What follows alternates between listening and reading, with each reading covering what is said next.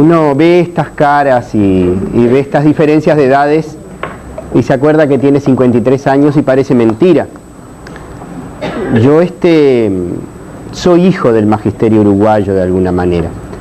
Nací en Montevideo, mi mamá de una familia salteña, mi papá de una familia de Colonia, trabajador de ANCAP y por lo tanto el Espinillar, Montevideo, la planta de cemento Portland de La Valleja, donde está enterrado mi papá en Minas, fueron un elemento sustancial de mi vida, pero yo siempre digo que mi primer amor adolescente, mi primer amor fue el campo. Mi papá soñaba con que yo fuera médico, pero yo era un ávido lector, y de la editorial Losada, de libros, aquellos libros que eran unos azules, otros naranjitas, que la mitad de los que están acá no los deben ni haber conocido, leí algunas cosas que me dejaron una hondísima huella. Primero los libros de Gálvez, el argentino, sobre la guerra del Paraguay, Los caminos de la muerte y Humaitá. Lo debo haber leído a los 12, 13 años, la epopeya heroica del pueblo paraguayo. Y recién a los 49 con Isabel mi esposa, tuvimos oportunidad de llegar a las ruinas de Humaitá, un lugar impresionante del Paraguay, un lugar muy silencioso, donde el Paraguay confluye con el Paraná. Y también leí Vida de un maestro de Gesualdo, la historia de Gesualdo en una escuelita rural de Colonia. También de veterano conocí Riachuelo y me emocionó todo lo que me había movido Gesualdo en aquella época. Y le dije a mi papá, para su estupor, que había decidido ser maestro y maestro rural. Después la vida da muchas vueltas, pero eso me marcó para siempre. Tuve en Piedras Blancas un alumno en el lejano año 70, que era filio de santo de Umbanda, y a través de una curiosidad fui siguiendo las huellas y conocí el mundo impresionante de la religiosidad afro-uruguaya, tan vinculada al tambor y al candombe, mucho más de lo que la gente profana cree. Empecé a entender ahí a los 20 años cómo la mama vieja y el gramillero son lo central del elemento religioso. Mientras se toca el tambor, con el rostro velado por la máscara afro o por los cordones, para que la gente profana no vea el resplandor de la incorporación del santo, del orishá, porque eso es para adentro, eso lo sabe solo la energía que brota de la otra. La mama vieja que vela la memoria controla la integración, la incorporación, y el temblequeo del gramillero que ofrece sus hierbas para que sean bendecidas por el orishá, para que sean energetizadas por el orishá, es el baile central. Muchas veces ese gramillero se cubre con una barba blanca postiza a los efectos de que no se vea la iluminación de la incorporación, y eso lo sabe cualquier dueño de comparsa, porque la comparsa lugola tradicional no es una cooperativa, es una estructura vertical según la autoridad espiritual de cada uno, y es muy fácil llegar a tocar un piano, pero no es fácil que te entreguen el repique. En mi fugaz paso por la escuela rural había conocido la cocinera, tenía una amiga, una mujer, una quintera, que venía a ayudarla en la cocina y que me habló por primera vez de un quintero que era lobizón. Y me dice, nunca le duró mujer, maestro, porque era lobizón. Y yo, pero ¿y cómo sabe usted? Dice, dice, maestro, porque usted toma el tren los viernes y se va para Montevideo, pero acá pasan cosas. Y se santiguaba. Acá pasan cosas cuando usted no está. Dice, la noche de viernes, Dios me libre, pero acá pasan cosas. Y resulta que ese lobizón era de una estirpe lobizónica que llegaba a una lancera negra de la época de Artigas, según las memorias del Pago, la Soledad Cruz, que había tenido amores con un lobizón y que se había salvado de la muerte recibiendo una herida mortal cuando ella cargaba lanza por los sortilegios del monte y de su amor. Entonces yo estudié otras cosas en el extranjero, después hice un posgrado en ciencias sociales, pero me giraba, ¿no?, toda aquella cosa fortísima, el método de reflexión que me había dado el Instituto de Formación Docente, la capacidad cultural, enciclopédica que me había dado el Instituto de Formación Docente, la memoria de Gesualdo, la memoria de aquel gurí filio de santo, y la pléyade de docentes de las misiones sociopedagógicas como el inolvidable Arachán Luis Gómez, el maravilloso Henry Ruiz, que ya no están entre nosotros, Miguel Soler, que tanto nos habló, y Homero Grillo con su Instituto Cooperativo de Educación Rural en el Prado, que trataba de recrear y de mantener firme la bandera de las misiones. Y para mí Centurión, La Mina, eran como cosas mágicas en la evocación que tenían. La vieja maestra Mariana de Melo cantando en su guitarra en el Prado, en el romántico Prado de Montevideo, las primeras zambas de los olimareños, ¿no? Y que dejó esa cosa que tiembla en el olimar grabada para siempre en mi memoria. Curiosamente, todas esas cosas habían quedado flotando ahí. Y en el año, no me acuerdo si 88, 89, habiendo terminado la maestría, se me invitó por parte de la cooperación canadiense a integrar equipos interdisciplinarios para evaluar proyectos en áreas indígenas y rurales de América Latina. Y ahí esas sorpresas, la vida te da muchos golpes, pero te da también muchas sorpresas, ¿no?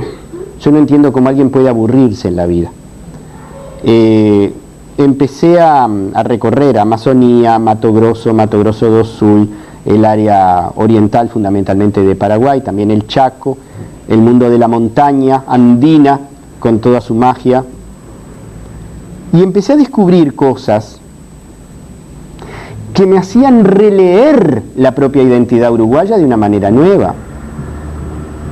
Había cosas que los maestros rurales comentaban y decían, viste, esta gente acá es bien canaria, pero no eran cosas de las Islas Canarias. En nuestra población rural había elementos de imaginario colectivo, de prácticas culturales, de prácticas rituales que se ven en las situaciones límites, que venían de raíces no europeas. Y en el imaginario colectivo de nuestra gente rural había también de elementos afros, además de elementos indígenas, huellas de una religiosidad precristiana europea, de aquella aldea celta o de aquella aldea canaria, donde la gente que iba a la procesión de Corpus, que iba a misa, que se confesaba, en las noches de soledad con el fuego, la abuela contaba historias muy antiguas, ya hechas fábulas, de una religiosidad vinculada a la naturaleza y a los duendes guardianes de esa naturaleza y a las hadas espíritus protectores de esa naturaleza y a los espíritus de los viejos abuelos hechos fantasma o extraña luminosidad. Y como mi primer amor era el campo y al primer amor siempre se vuelve, y es más lindo volver acompañado con Isabel, mi esposa, y con otra gente amiga, empezamos a trabajar buceando en la memoria oral de la gente. Y nos llevamos una inmensa sorpresa.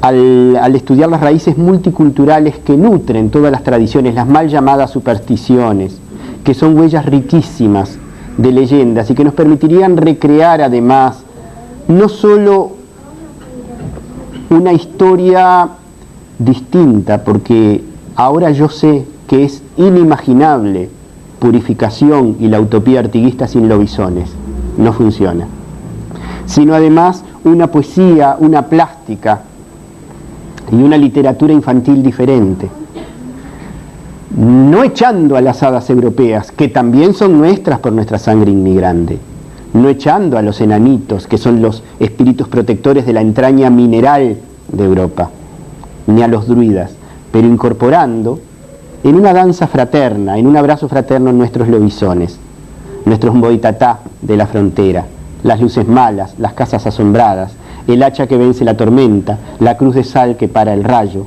los santiguados más antiguos que sustituyen las viejas oraciones charrúas y que permiten curar de las bicheras a un animal o resolver un mal de ojo. Y la vieja sabiduría yuyera, legado charrúa, entregado generosamente al guaraní cristiano que vino inmigrante, al afro fugitivo que recibió en la aldea charrúa la mano más fraterna, y al gaucho, vertebrador en la juntera de las razas de todas estas memorias y de todas estas tradiciones, definición multicultural esencial de nuestras propias raíces, que después se tiñen de nuevos inmigrantes en etapas posteriores. Realmente, para resumir, porque yo preferiría además abrir un diálogo con ustedes, empezamos a descubrir huellas de una cultura charrúa muy superior a la que se dice por ahí, y además mucho más fuerte en el imaginario colectivo rural de lo que la gente de ciudad puede creer. Y hay una lógica en esto que yo me di cuenta después. Las comunidades charrúas como tales fueron disueltas en nuestro país en pleno siglo XIX por el gobierno oriental, que comete el trágico error de creer que país moderno es país sin indios. Pleno siglo XIX. El gaucho existe desde el siglo XVII. Hay una transferencia charrúa-gaucha, porque el charrúa es el que maneja el ecosistema, el que maneja las hierbas medicinales. Hay una transferencia no solo de destrezas, no solo de conocimientos de ciclos de la vida, no solo de conocimiento de la avifauna, sino que hay una transferencia de valores éticos. Ese relacionamiento especialísimo que tiene el pueblo de pradera con su ecosistema y que transfiere al gaucho, se le mete como ósmosis por la piel, y que va más allá de lo racional. Para el gaucho, la relación con la pradera, con la serranía, con el río, con el monte galería, no es una relación de este es buen campo para invertir, sino que es una relación de pertenencia, va mucho más allá. Y eso lo hereda también, aunque se va desdibujando por las relaciones mercantiles ni dinerarias, por la alienación del dinero, también lo hereda el peón rural. Y lo hereda incluso algunos estancieros, que como diría el serrano en Cerro Largo, hay gente que tiene campos, pero hay gente que es de campo, que es diferente. Y que siente de una manera muy especial aquel dicho que Atahualpa lo resume de una manera fantástica cuando dice, en mi pago un asado, es de naides y es de todos. Básicamente descubrimos una cultura charrúa impresionante. Descubrimos también el aporte de los pueblos zambaquí, de los cerritos de indios, la memoria chaná que existe todavía en Villa Soriano. Pilar Barris, una investigadora independiente desde los años 80, iba al día que pagaba el BPS y le decía a la gente más anciana, hábleme de sus abuelos. Y empieza a descubrir una beta, una clave que es importante incluso para las misiones urbanas, un paréntesis acá, antes de hablar de las otras raíces y ya terminar. A Pilar Barris le dice una señora muy mayor, dice, ¿sabe que en tiempos de mi abuelo me contaban, acá en Villa Soriano hubo una gran sequía?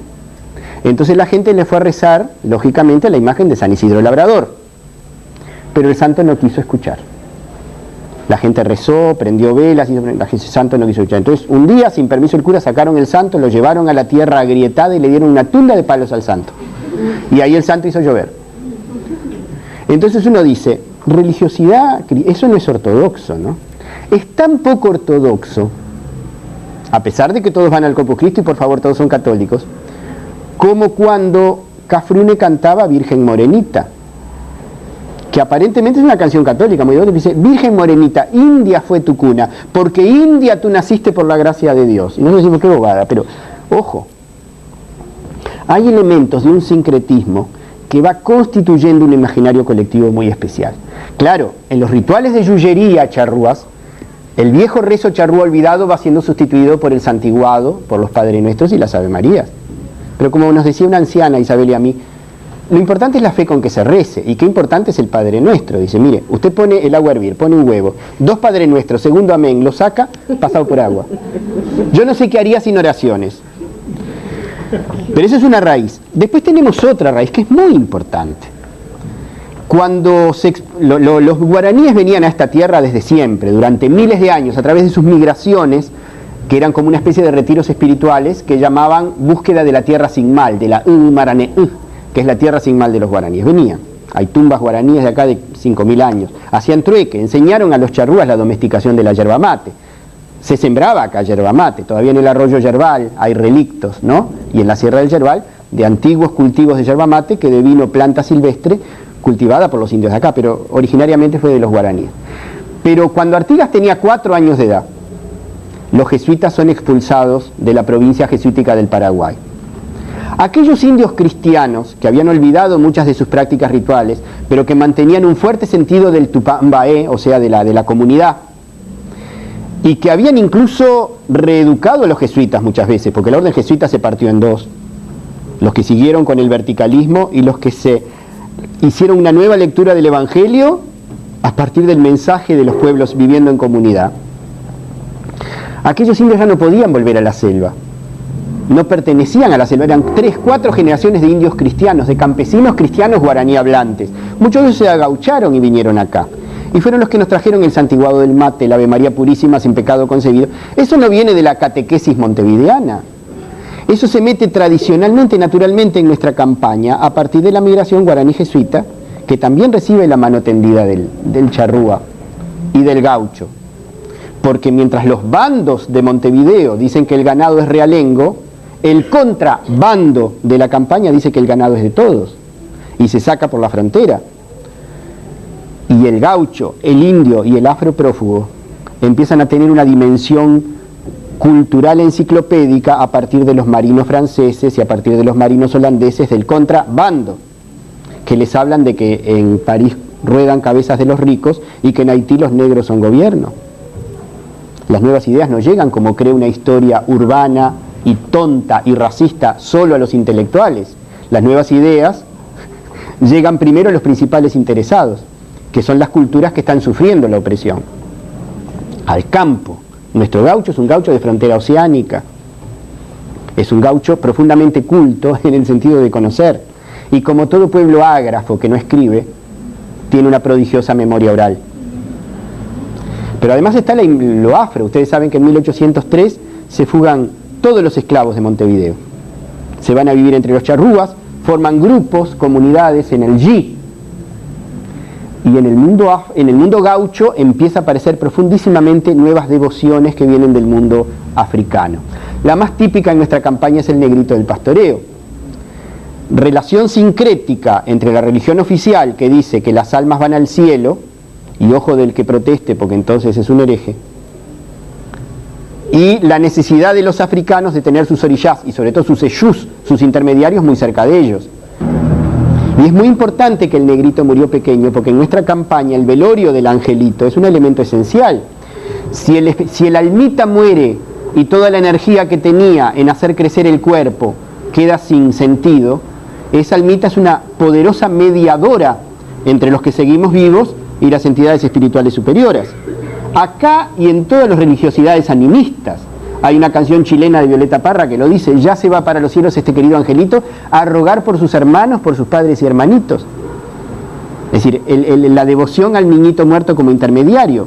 Si uno va al cementerio de 33, y los cementerios son elementos claves para entender a los pueblos, vale la pena comparar el cementerio de La Teja con el cementerio del Buceo o el cementerio del Norte, e ir a los 3 por separado el Día de los Muertos para entender lo que es la diversidad de nuestro pueblo. En el cementerio de 33, la tumba de Dionisio Díaz siempre está llena de flores y de placas por los favores recibidos y hasta de Pato Donald de plástico de un niño que se salvó por rezarle a Dionisio Díaz. Tenemos entonces un mundo de un multiculturalismo impresionante que nosotros lo hemos tratado de rastrear fundamentalmente a partir del mundo de lo sobrenatural, de las mal llamadas supersticiones, que es una palabra racista, porque tiende a encasillar religión que pasa por el tamiz europeo es religión, lo que viene de otras tiendas es superstición. Pero tenemos además un mundo urbano que permanentemente crea y recrea nuevos sincretismos. Uno de los fenómenos más interesantes del imaginario colectivo urbano de los últimos 3 décadas son las sectas pentecostales, fenómeno que también tenemos que entender, tanto como la Umbanda. Aunque en el caso de las sectas pentecostales, a diferencia de todos los otros fenómenos de diversidad, mi opinión personal es que son absolutamente nefastas. Son un fenómeno masivo de interés. ¿En qué sentido? Lo que promete el pastor es el milagro hoy. Lo dice por radio: cuenta tu milagro, hermana. Bueno, a mí me dolía la espalda y además yo tenía cáncer, pero vine, hice la campaña de los 7 pañuelos, me sentí invadida de Espíritu Santo y se me curó todo. ¿Dónde vives tú, hermana? Caminos Santos, tanto. Aleluya, hermana. Cuenta tu milagro, hermano. Bueno, yo me había quedado sin trabajo, no conseguía trabajo por ningún lado. Vine, me iluminó nuestro pastor, hice la campaña, hice la ofrenda a nuestra iglesia y entonces conseguí trabajo enseguida. ¿Dónde vives, hermano? Bueno, que eso se adecua perversamente a la necesidad del pobre más pobre, de una respuesta inmediata, y no a la construcción colectiva que lleva más tiempo de un futuro mejor. Pero es un fenómeno que tenemos que entender, y no significa fruncir la nariz, significa que tenemos que ir también. No podemos comprender el imaginario colectivo sin vivir la experiencia de la secta. Ir a un terreiro es una experiencia gratificante. Para mí ir a una secta es una experiencia muy dolorosa, porque además en la secta hay una mutilación del ser humano como ser social. ¿Querés hacer algo por los demás? No hagas obra social, tráelo acá, salvalo de Satán. Y sobre esa base irracional, es decir, la secta, que es comercial antes que nada, aliena, en vez de generar un fenómeno religioso de religar, que es el origen de la palabra religiosidad, es un fenómeno de atomizar y de destruir la voluntad del individuo, pero existe. Entonces a mí me parece que, si bien la investigación que hicimos con Isabel y con un grupo grande de compañeros se basó en el medio rural es un componente del imaginario colectivo urbano, lo decía Daisy hoy en cifras. El mundo urbano tiene un componente rural que es una clave para nosotros mismos, pero el propio mundo urbano recrea cosas rurales. El gurí que trabaja con su caballo y su carrito juntando basuras, al caballo no le dice blanco, negro, le dice vallo, tordillo, cabos negros, y al cuero de oveja no le dice cuero de oveja, le dice pelego. O sea que se recrea en pleno mundo urbano una terminología y hasta una racionalidad rural en medio del asentamiento. No hemos conocido suficientemente todavía estos fenómenos, pero tenemos que empezar a conocerlos. En ese mundo donde incluso, a pesar de que hay fenómenos terribles que debemos combatir, se genera una creatividad bárbara. Si yo me tuviera que ir a un asentamiento, yo sería el que pasaría más frío, me costaría mucho identificar, reciclar materiales para encontrar aislamiento térmico. Y nuestros cantegriles han generado un caballito, por mejora genética, por cruza, un caballito que no necesita vacunarse, que no necesita pastar, que es un reciclador de basura orgánica. Lleven un pura sangre o un caballo criollo un cuarto de milla al cantegril, se muere de infección a la semana. En cambio, el caballito de cantegril nuestro, que es Made in Cantegril, es un caballito adecuadísimo, ecológico, a los efectos de contaminar menos la ciudad y reciclar, y come basura orgánica. Entonces tenemos que empezar a entendernos con ese mundo. Y permanentemente en el mundo del imaginario colectivo hay proyección hacia el futuro y hay raíces. En la última parte del libro yo cuento el diálogo entre la sabiduría paisana y el mundo de la ciencia, y planteo la necesidad de recuperar un diálogo para un proyecto de país diferente. Hoy manejamos las tecnologías, pero a mí me asusta muchísimo que generosamente nos enseñan a usar tecnologías que no sabemos producir y que nos hacen cada vez más dependientes. Cada vez menos controlamos. Ni qué hablar con la dictadura invisible de la Organización Mundial del Comercio, cómo nos patentan la Marcela, cómo nos patentan la carqueja, cómo trabajan los laboratorios de Bonn con nuestras hierbas medicinales, mientras nosotros, que el saber es nuestro, porque desde que el primer gaucho conoció al primer charrúa lo metió en el mate, y nosotros las dejamos abandonadas, ¿verdad? Y no valoramos todos esos saberes, que podríamos hasta crear una farmacopea nacional a partir del sistema de hierbas medicinales que domesticaron nuestros indios y transfirieron incluso a los inmigrantes. Porque imagínense ustedes una parejita canaria, ella 16 años, él 18, llega a una chacra en Canelones. Cuando su primer hijito tiene diarrea, se van a buscar una yuyera india. Para su segundo embarazo, esa gurisa ya se conoce todos los yuyos nativos del monte indígena. Genéticamente es una canaria, culturalmente ya es una mestiza. Somos mucho más mestizos. El ritual del mate es un ritual esencial de este mestizaje. La yerba mate la domestican los guaraníes, la transfieren al mundo de la pampa y la pradera hace 4000 años.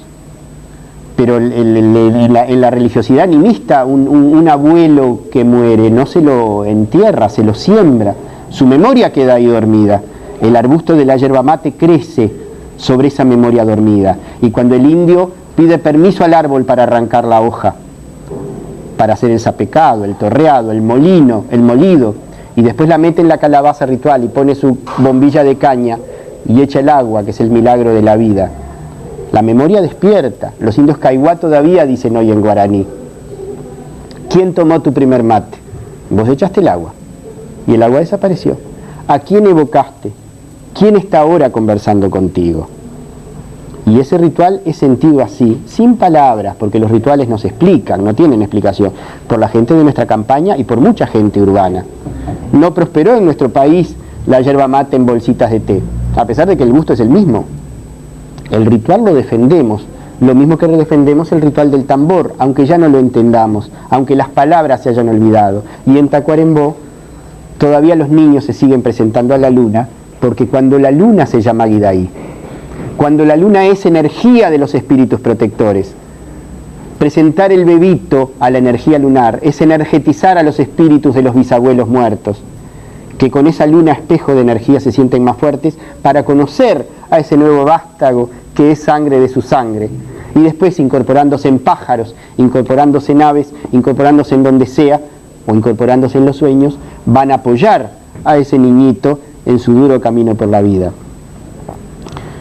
Yo tenía muchas cosas para hablar con ustedes, pero preferí ir uniendo, ¿no? Como un bedel que había en el Liceo Zorrilla, que fumaba y con su último pucho antes que se apagara, encendía su nuevo cigarro, lo cual era pésimo para la salud, pero era bellísimamente poético como esa lumbre en el diálogo con los alumnos que nunca se apagaba. Pero les quiero sí contar algunas de las cosas que cuento en el libro. Una de las leyendas más hermosas, que fue como un regalo que me hicieron los charrúas que todavía viven entre los Toba del Chaco, es cuando me contaron el mito de las rayas azules en la frente de la muchacha charrúa. Ustedes saben que incluso Guyunusa, cuando va prisionera a Europa, embarazada, enjaulada por el gobierno uruguayo que la vende a un circo, tenía todavía sus rayas azules. Cuentan que en los tiempos más antiguos los abuelos hablaron con los ancianos muertos y dijeron que solo las mujeres debían amamantar a los niños y a las niñas, porque las mujeres son portadoras del coraje y de la memoria, pero que cuando un niñito, amamantándose en los pechos de su mamá, abriera sus ojos a la vida, mirara por primera vez el mundo, lo primero que tenía que ver en la frente de la mamá eran los ríos de nuestra geografía, los ríos de nuestra tierra, a los efectos de mamar con la leche materna un amor irrenunciable a las praderas y a las serranías, para entender por qué nuestros cerros del norte tienen duros pezones de piedra. Y yo creo que recuperar esa memoria es esencial. La vida te da duros golpes a veces, pero además te da regalos. El estar hoy aquí contando estas cosas junto a Demu, en el instituto donde nacía la vida adulta, quizá haya sido uno de los regalos más lindos que me dio la vida. Bueno, ahora abrimos las preguntas y charlamos sobre esto.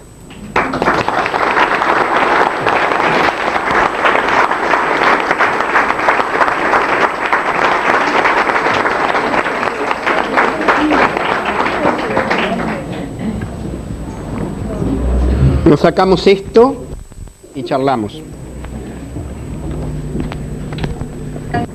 De todos ustedes, sobre todo cuando estaba la lengua, recordaba que así como es importante reactualizar viejas experiencias pedagógicas, recordaba mucho las páginas de la revista El Grillo, que muchas veces se encargó de difundir también lo que era Negrito del Pastoreo, lo que era Dionisio Díaz, y donde uno iba, me acuerdo que las primeras páginas hablaban siempre de leyendas tradicionales y de nuestros indios y de otros lugares. Y realmente, así como es importante rescatar esas experiencias señeras pedagógicas de las que otros países tienen tanto que aprender, también en nuestras letras y en nuestras tradiciones literarias hay mucha cosa por descubrir. Yo sobre eso, sobre lo que está, miren que el 80% de este libro son recopilaciones de leyendas puras como nos las contó la gente.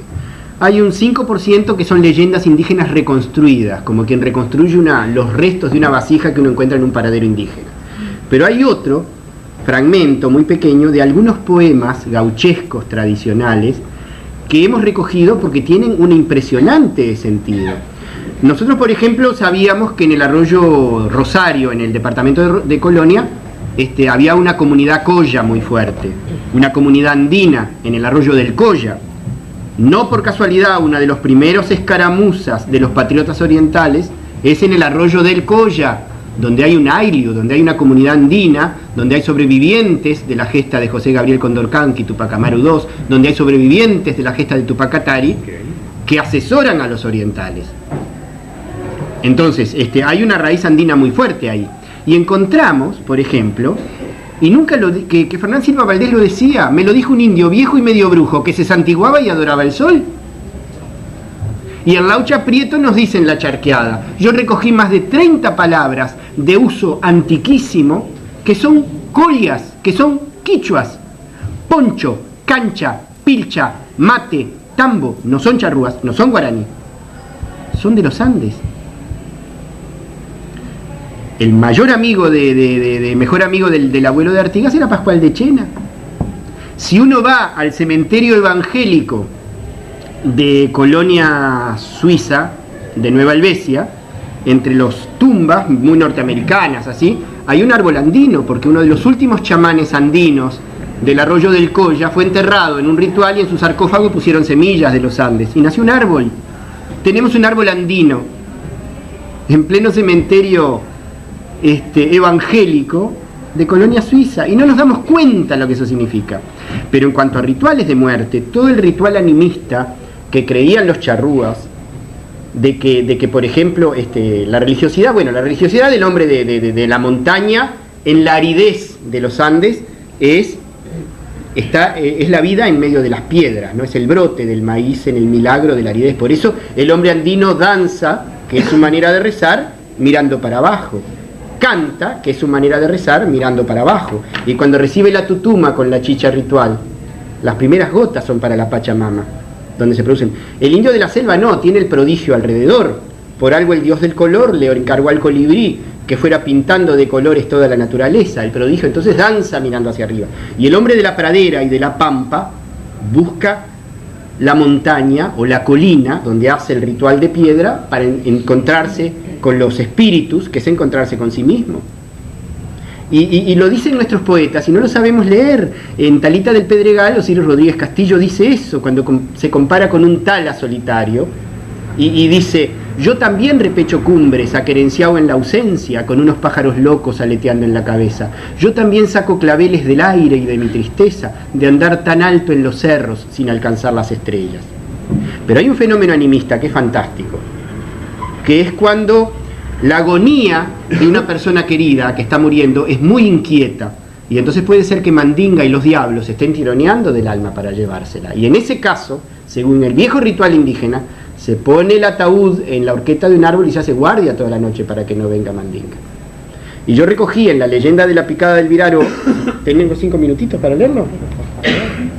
Porque realmente tenemos que aprender a disfrutar de esta poesía gauchesca antigua. Hay algunos poetas gauchescos que en realidad le cantan al peón rural, o a la muchacha rural, o al paisaje, pero hay otros poetas que buscan la esencia de lo gaucho como místico, como religiosidad sincrética, y uno de ellos es Osiris Rodríguez Castillo, cuando dice cómo encontró la guitarra, que es una cueva de la Salamanca, o sea, una cueva de rituales ocultos charrúos.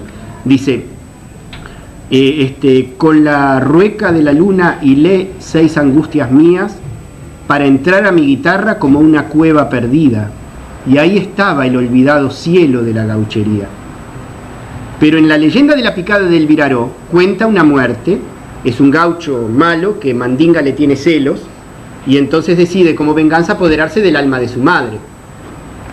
Entonces describe cómo la protege una vez muerta el hijo, y dice, fíjense el sincretismo de religión que hay acá, y halló a la pobre boqueando, tendida en su catre huascas. Mire mi hijo, es Viernes Santo, Mandinga anda suelto y clama que andequiera que me entierren antes de rayar el alba, me vuelve a desenterrar, para vengarse sus judiadas. Cuando muera haga el favor, lléveme hasta la picada, me sube en el viraró, más arriba en la resaca, y no me ha de dejar solo hasta que no raye el alba. El diablo la amortajó con una cubija parda, fíjense el ritual, la situación límite. El diablo la amortajó, el diablo es el hijo, ¿no? Con una cubija parda. Después le cerró los ojos con 2 monedas de plata y la retobó en el cuero de la puerta para llevarla. Salió y ensilló caballo, terció a la muerta en el anca y, empinando bien el chifle como quien toca la carga, cortó rumbo al trotecito derecho para la picada. Lo que en el monte pasó solo se sabe por cábulas. Pedro Cruz, el rastreador, siguiendo las rastrilladas, halló entre las reboleras huellas patentes de cabra. Calcula que se toparon, la cosa fue rameada, y describe el duelo criollo, les abrevio, ¿no? entre el gaucho y mandinga, que toma distintas formas, y comenta la cuestión más o menos de esta laya. Juan vino hasta el viraró, pasó el lazo por la rama, y a la cincha de su flete fue subiendo la afinada.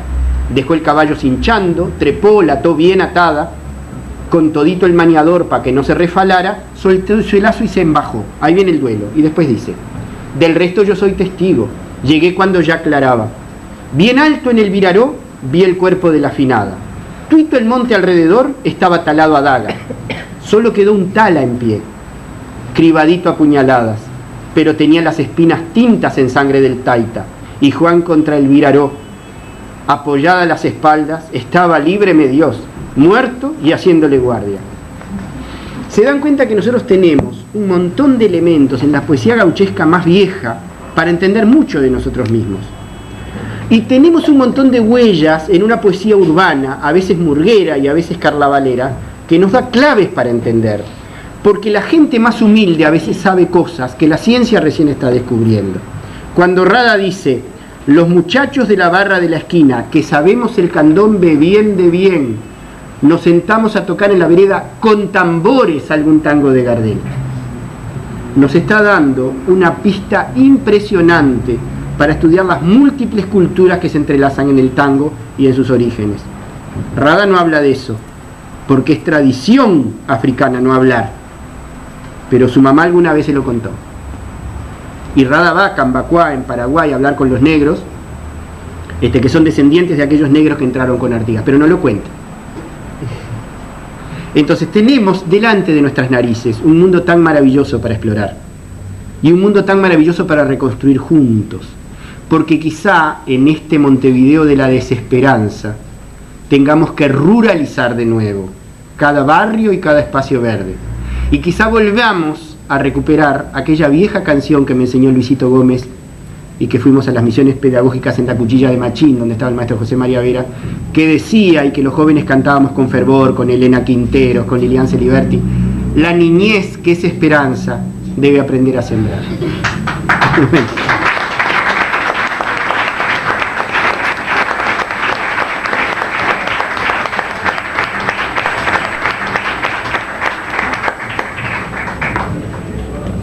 Bueno, creo que después de las palabras de Gonzalo es muy difícil para todos encontrar nuevas palabras, pero lo que sí estamos seguros es que vamos a empezar a buscar un poco más de lo que hemos buscado hasta el momento, porque sin duda su aporte ha sido altamente sensibilizador para todos.